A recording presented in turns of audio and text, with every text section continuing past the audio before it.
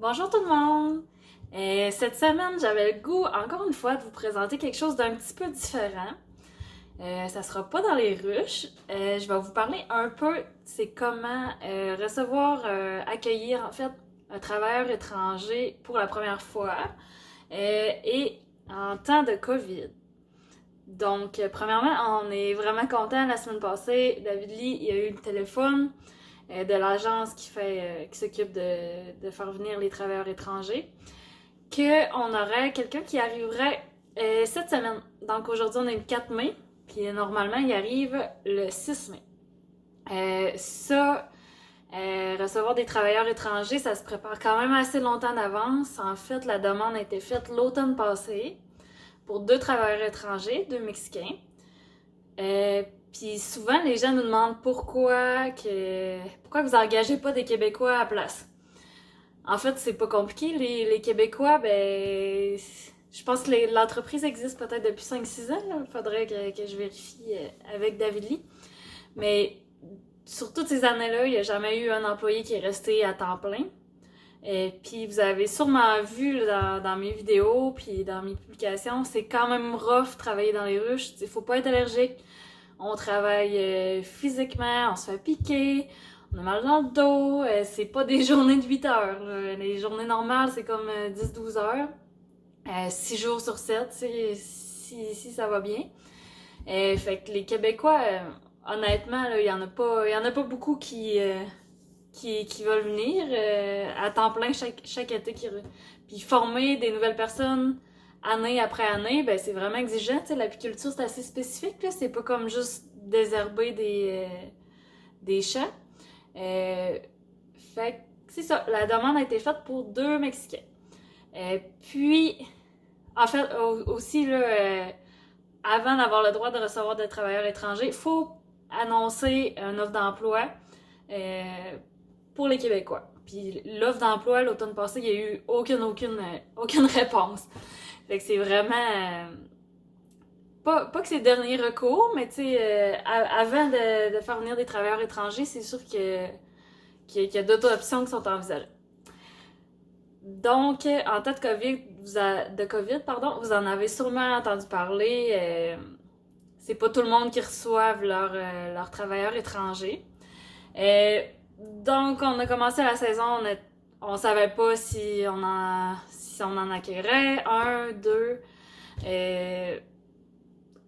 Un mois plus tard, finalement, le téléphone est rentré, puis on a quelqu'un qui est censé d'arriver cette semaine. Je dis censé parce que tout est sa place dans l'avion réservée, il a reçu, on espère, les informations, mais tant qu'il sera pas arrivé à l'aéroport, on ne sait pas s'il va arriver pour vrai. Il y a plusieurs Mexicains qui se présentent pas à leur avion, soit qui n'ont pas reçu l'information, soit qui ont décidé qu'ils venaient pas parce qu'ils ont peur, soit que c'est trop compliqué de se rendre, avec le COVID. Le COVID au Mexique, on sait pas trop comment ça se passe. Donc c'est ça, on espère qu'il va être là. Puis ça, tu sais, il y a quand même quelques défis parce que tu sais, faut quand même préparer un logement en sachant pas s'il va vraiment se présenter. Fait qu'on espère, on fait comme s'il va se présenter. Fait que là, j'avais le goût de vous amener un peu avec moi dans ce processus-là. Aujourd'hui, je vais me promener un peu puis préparer son arrivée. Moi, j'ai jamais fait ça, fait que on y va avec l'information qui est disponible. Donc voilà. Ce matin, ce que j'ai fait, c'est que j'ai fait un peu le tour de la maison de ce qu'on avait pour lui. Je vous explique un peu. Étant donné que là, il arrive, il va falloir qu'il fasse sa quarantaine pendant 14 jours. Fait qu'il n'a pas le droit du tout de sortir de la maison. Fait que là, premièrement, la maison, David Lee l'a loué en sachant pas... Ben, en fait, on est censé de recevoir un travailleur. Si on est chanceux, 2. Mais peut-être ça va être juste un. Puis là, dans le fond, c'est une maison qui est louée. En espérant que les 2 arrivent. Mais ça se peut que notre premier Mexicain passe l'été seul dans cette maison-là. Donc, c'est ça. Là, on prépare la maison en espérant pour le mieux. Fait que, oui, je disais, en arrivant, il faut qu'il fasse sa quarantaine, fait qu'il n'a pas le droit de sortir. Nous, notre responsabilité, c'est de le loger. Ensuite, que dans la maison, il y ait tout ce qu'il faut. Fait que c'est comme si je préparais là, un déménagement, si je m'en allais à à mon premier appart, finalement. Mais je fais ça pour le travailleur étranger. Donc, c'est notre responsabilité de tout préparer. Puis ensuite, il faut lui fournir la nourriture pour les 2 premières semaines parce qu'il ne pourra pas aller à l'épicerie faire son épicerie. Là, c'est un autre beau défi parce que, tu sais, on n'a pas son contact, on n'a pas son numéro de téléphone, Facebook, tu sais, on peut pas le rejoindre et lui demander qu'est-ce que tu voudrais manger. Et qu'est-ce qu'il a le goût de manger, c'est ça. Fait que là, pour s'en arriver, on va aller acheter quelques trucs, là, pas au hasard, là, mais avec ce qu'on pense. Puis quand il va arriver, on va trouver une façon de communiquer avec lui là, pour qu'il nous fasse une liste d'épicerie, qu'on aille acheter ça. Donc c'est ça, là, ça va être assez intéressant de voir ça. Fait que voilà, je vais vous traîner avec moi cette semaine, vous montrer un peu c'est quoi là, accueillir un travailleur étranger au temps du coronavirus. Donc voilà ce que j'ai trouvé dans la maison pour Augustin, parce que oui, il s'appelle Augustin. C'est drôle quand on a reçu son nom, c'est comme, tu sais, on n'a aucune information sur lui, on sait pas quel âge qu'il a, on sait pas s'il a d'expérience en apiculture, de où il vient, on sait qu'il vient du Mexique, mais pas vraiment le secteur.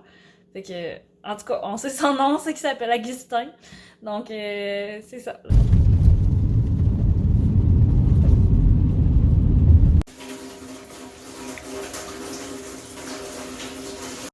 On vient de faire installer le Wi-Fi. Donc, quand Augustin va arriver, il va avoir le Wi-Fi pour rejoindre sa famille. Et puis là, j'ai fait le test d'eau. Je retourne à la maison pour envoyer ça au laboratoire. En fait, c'est avant d'accueillir un travailleur, il faut faire une inspection de la maison où il va rester pour s'assurer que tout est correct. Et puis, ça inclut un test d'eau pour s'assurer que l'eau est potable. Donc, j'envoie ça.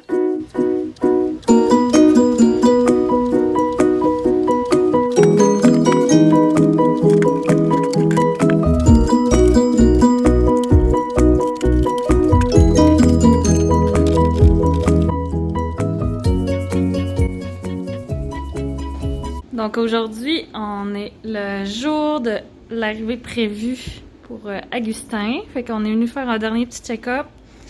Puis on a tout préparé, dans le fond, un cartable avec les règlements, des instructions, tout un peu comme un conduire au Québec. Tout ça avec une petite salutation et expliquant quoi faire aujourd'hui. Après ça, là, à cause du coronavirus, il faut installer des affiches, comment se laver les mains, tout ça. Si on se fait inspecter. Donc, on est pas mal prêt à le recevoir. Ici, pour le recyclage, expliquant quoi mettre dedans.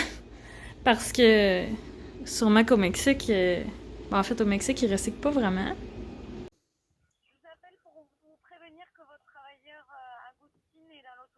Parfait. D'après le chauffeur, il devra arriver autour de 13h au 300 rang de la rivière Belle-Île à Port-Neuf. Bon, ben c'est excellent ça. Voilà, monsieur. Merci beaucoup. Avec plaisir. Au revoir. Bonne journée. Au revoir. Il s'en vient. Oui, il va être là à 13h. Yes. Yes, on n'a pas fait ça pour rien. Ouais. T'es peut-être stressé? Il est rendu 10h puis t'avais pas eu encore l'appel. Ouais, non. Non, mais c'est parfait, tu vois. C'est tellement parfait la vie. On vient de finir. Je viens d'envoyer photo. Puis on s'assoit, on a l'appel. Ouais, il va arriver à 13h. Ouais. Mais c'est le fun qu'il soit dans l'avion, non? Ouais, parce qu'on faisait tout ça puis on avait aucune certitude qu'elle allait être là. Ouais. Fait que, non, ça va être le fun. On va faire sa rencontre. Ouais. Bon, on est rendu à la maison de Augustine. On va valider c'est quoi son nom tantôt. Et là, on l'attend, il devrait arriver dans une demi-heure. Je voulais filmer les impressions de David Lee, là, peut-être que j'aurais eu l'occasion de le faire tantôt, mais il est au téléphone. Fait que c'est ça. On est quand même un peu stressé là. C'est fou pareil, là. Il est parti probablement hier, on sait pas à quelle heure, du Mexique. Puis hier, on a eu une petite rencontre là, avec le responsable des travailleurs étrangers. Puis il nous expliquait là, qu'il arrive vraiment fatigué, que pour eux c'est super stressant. Parce qu'en fait, on a eu aucun contact avec lui.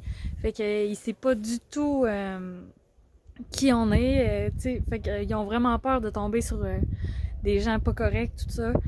Et puis pour la plupart, là, c'est la première fois qu'ils prennent l'avion. Là. Fait que imaginez, en plus là, avec le COVID, je pense qu'ils sont comme un par groupe de siège de 3. Là, présentement, il est dans un autobus avec d'autres Mexicains. Puis là, il en laisse une coupe à chaque place. Fait que là, il s'en vient ici, il doit avoir aucune idée de où ce qu'il est, de qu'est-ce qui va se passer. Fait que là, on l'attend, puis on va essayer de rendre ça le plus confortable possible pour lui. Comment tu te sens, David Lee, en attendant Agustin? Agustin, ben ça va bien. On va peut-être être un petit peu plus stressé, mais qui arrive tantôt. Pour l'instant, ça gère bien, là, mais on a... ben, la maison est prête, on a des outils là, avec le traducteur sur le téléphone. Fait que non, je suis pas inquiet. On va y aller une chose à la fois. Donc, quelles sont tes impressions de ta première rencontre avec Agustin? Agustin, non, je suis vraiment content. Tout de suite, ça a vraiment bien été. Comme personne en tant que tel, mais aussi, il me disait que ça faisait 11 ans qu'il travaillait en apiculture en Alberta. Fait que juste ça a été un soulagement. Mais aussi, j'étais vraiment heureux parce que de la formation dans une autre langue, c'est déjà pas évident. Fait que, très heureux. Fait que ça va être de voir aussi ensemble adapter un peu à mon entreprise. Mais sinon, non, vraiment très heureux. Et puis, on s'était fait... on a eu un meeting justement avec Ferme hier. Et puis, ça laissait quand même un peu d'inquiétude là, au niveau de comprendre comment les autres savaient qu'il fallait tout leur expliquer au complet, le ménage. Puis, comment passer à moupe, là. Comment marche le four, comment marche les micro-ondes. Le monsieur nous avait dit qu'il faudrait tout y expliquer ça, mais là, ça fait 11 ans qu'il travaille en Alberta, fait que... c'est ça, il est habitué, justement. Ouais. Il est habitué, on lui a demandé de faire sa liste d'épicerie, puis on l'a déjà reçu, tu sais, puis c'est du stock, c'est drôle à dire, mais intelligent, là, tu vois qu'il est habitué. De se faire à manger, ça augure bien. Oui, vraiment. Fait que là, on a 2 semaines de confinement à faire, mais non, ça augure très bien, je suis vraiment très heureux. Là, on pratique notre espagnol, hein, qui est à peu près inexistant. Si, oui, habla espagnol. On utilise... Poquito habla espagnol. Parce qu'on utilise une application de traduction là, pour commencer, mais même ça, s'habituer à parler de façon assez concise pour que l'application dise quelque chose qui a du sens. Puis parler quand on pèse le piton, tout ça, c'est quand même... ça a l'air de rien, mais c'est quand même un apprentissage. Fait que là, on s'en va faire l'épicerie. Je viens juste de revenir à la maison à la fin de la journée. Je voulais juste vous faire une petite conclusion. Merci d'avoir écouté notre petit vlog de c'est comment d'accueillir un travailleur étranger au temps de COVID. Là, ce soir, il reste à regarder un peu comment faire la demande de son numéro d'assurance sociale, sa carte d'assurance maladie, faire le tour de ça. Fait que ça va ressembler à ça, puis on vous tient au courant pour la suite de cette expérience. Merci, bonne fin de journée!